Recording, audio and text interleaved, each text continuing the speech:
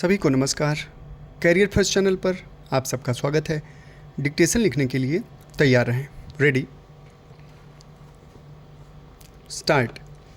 हमारे देश में बाजार को एक ऐसे समय में खोल दिया गया जबकि समाज में भारी विषमता मौजूद थी।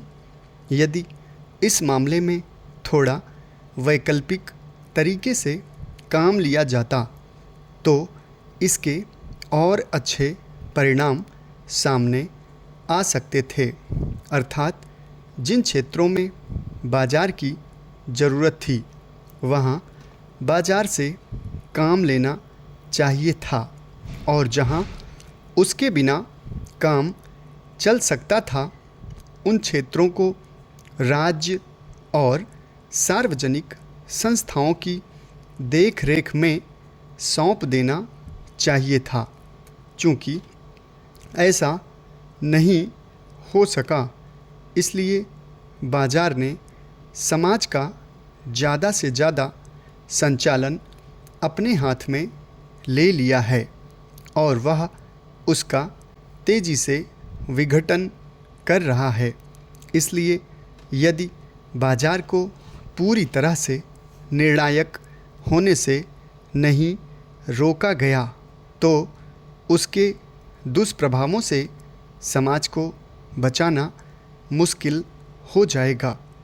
अर्थव्यवस्था में परिवर्तन के साथ साथ तमाम नैतिक मूल्यों एवं परंपरागत मान्यताओं में भी परिवर्तन एवं संवर्धन की आवश्यकता होती है, परंतु भारत में ऐसा नहीं हो पाया, जिसकी वजह से आज यहाँ नैतिक शून्यता की स्थिति उत्पन्न हो गई है।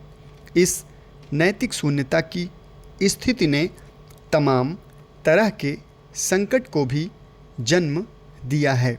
चूँकि बदलते आर्थिक, राजनैतिक और सामाजिक परिवेश के कारण पुरानी नैतिक मान्यताएं टूट रही हैं और नई व्यवस्था अभी पूरी तरह स्थापित नहीं हो पाई है, बल्कि निर्माण की प्रक्रिया में ही है। इसलिए हर क्षेत्र में अक्सर नैतिक अनिश्चितता, संयम और अनुशासनहीनता दिखाई पड़ती है।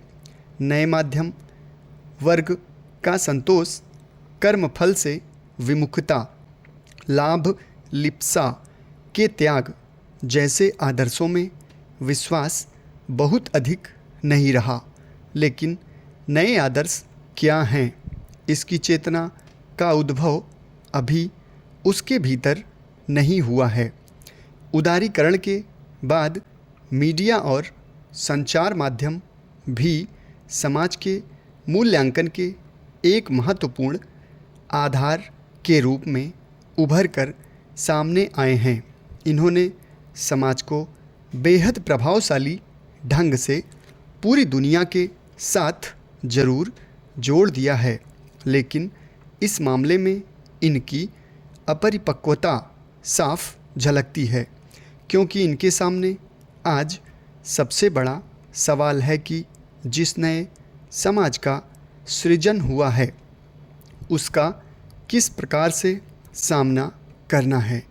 भारतीय समाज में स्वाधीनता की उपलब्धि के तौर पर यदि कुछ बातों को लिया जा सकता है तो उनमें से एक है दलितों के भीतर राजनीतिक चेतना एवं अधिकारों के प्रति संघर्ष की क्षमता का विकास। भारतीय समाज में तेजी से चल रही दलित उभार की प्रक्रिया केवल पूर्व के अस्पृश्यों तक ही सीमित नहीं है।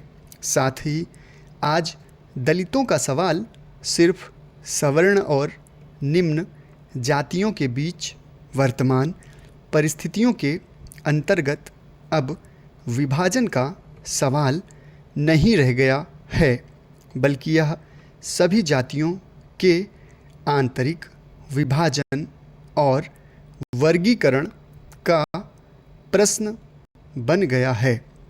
समाप्त। धन्यवाद।